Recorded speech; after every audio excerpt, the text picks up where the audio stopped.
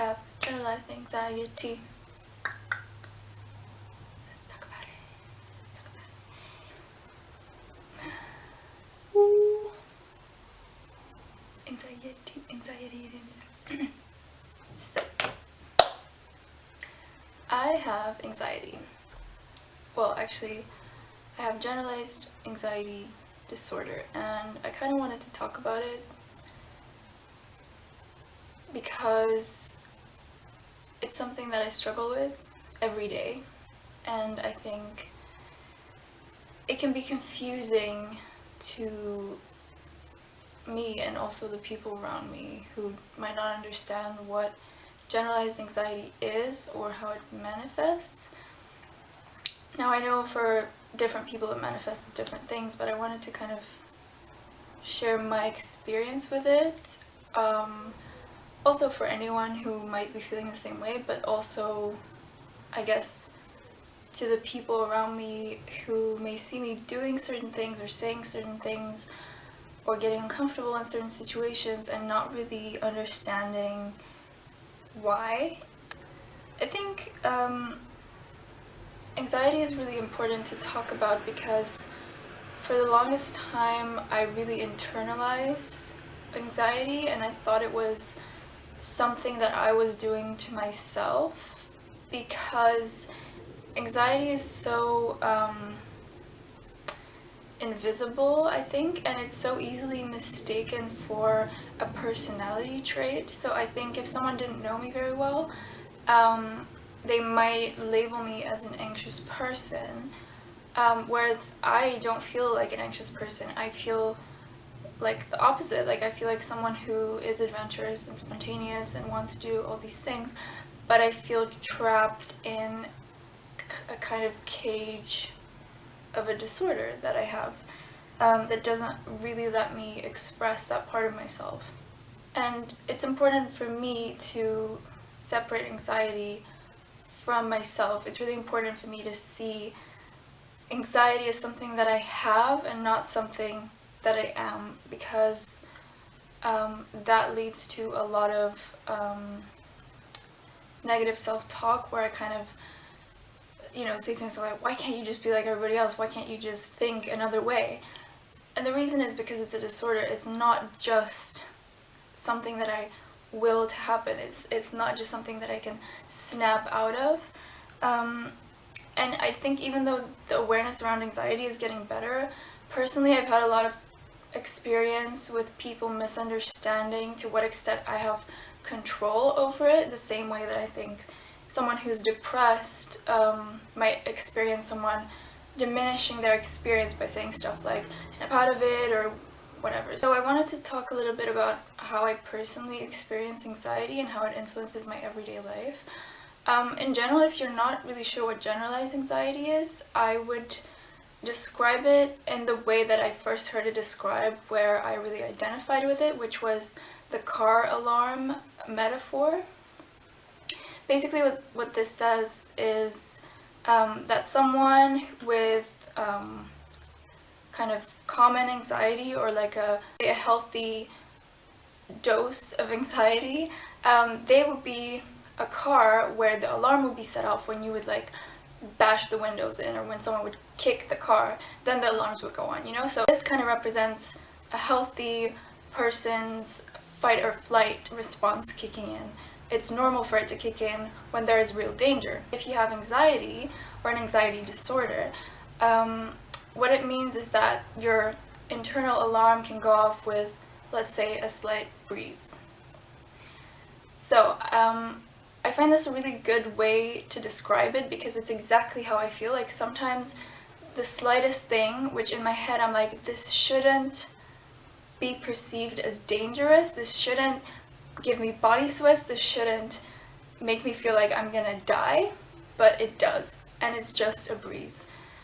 So in kind of general terms, that's how it works. So anxiety, personally for me, if I were to kind of describe it as a separate entity, would be something, or like some force that wants me to be in the safest, most controlled environment that there can possibly be. So in reality, what that means is that my anxiety is only kind of satisfied when I am in my house isolated. That's the only way where it's kind of not triggered in some way. So you can imagine why this would be problematic, and basically what this means for me is that anytime I want to get out of this zone of comfort, it will trigger some anxiety. This means anytime that I leave my house, or anytime the kind of variables in my controlled environment are manipulated. So someone coming into my house, something going on in the room, or me simply going out. And obviously this is not something that I want. I do not just want to be in my house all the time and not interact with other people and with the world. That sucks. This means that anytime that I want to do anything outside of that comfort zone, I have to go through like a mental preparation each time, where I have to kind of talk myself down, talk the anxiety down, and then I can do the thing, which makes a lot of things difficult. It makes spontaneity difficult. I've gotten really good at getting mentally prepared for events that I know are happening, and usually if they're like a week or a few days ahead, I can kind of calm it down, and then when it comes to the event, I'm pretty calm and I can kind of handle everything. But if someone just calls me up and they're like, yo, want to do this thing that, you know, you're not mentally prepared for in an hour, my brain kind of can't cope with that, because it's like, oh, you haven't had time to calculate every possible variable and, you know, figure out all the scenarios of what could happen. And yeah, I think when I have that mental preparation, it's not very useful, as much as my brain's really used to doing it. And when it doesn't have the time to go through that mental preparation, what happens is I panic, or my body sets off a panic reaction, because it wasn't able to account for everything that happened. So it's like, oh, fuck. Because I have to do things in my life, it means that I have to go through this mental preparation process many times a day, and it's exhausting, and sometimes it's overwhelming, and sometimes it just means calling it a day and just giving up.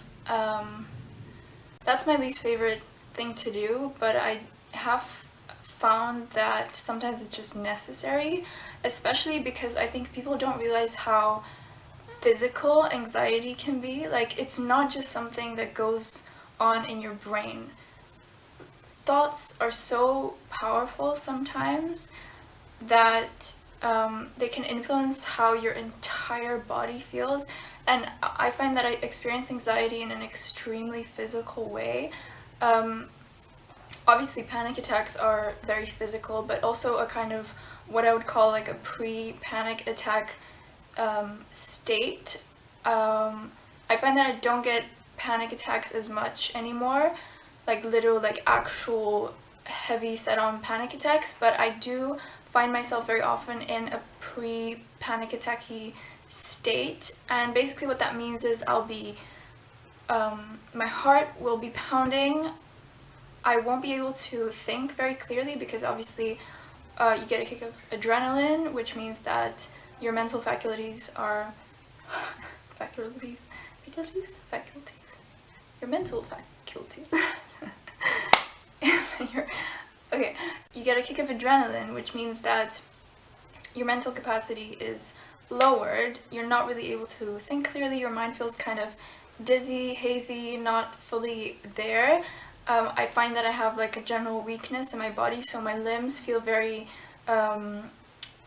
weak and trembly. I get super sweaty palms, and my least favorite symptom is I get full body heat flashes or flushes or whatever they're called. This is by far the most uncomfortable symptom, and it's usually the one, if it's too overwhelming, that makes me just call it a day, because I try to fight it sometimes and I go out into the street and it's just unbearable. Like, it's I do feel like if I try to push past that stage where I'm already kind of in that like call it a day stage, and I try to go outside and do something, it's like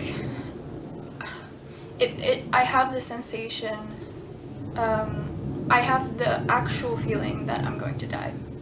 Like that's the only thing I can liken it to, is that I feel like I'm going to die.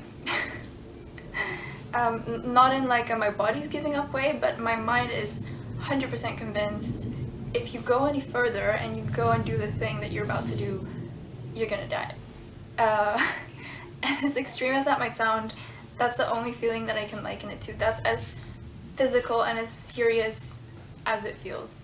So yeah, sometimes it just means saying not today and, you know, wishing for a better tomorrow. And to be honest, I really struggle when I have to make way for my anxiety. So most of the time I like to just charge on and kind of put up with whatever symptoms are thrown at me and whatever kind of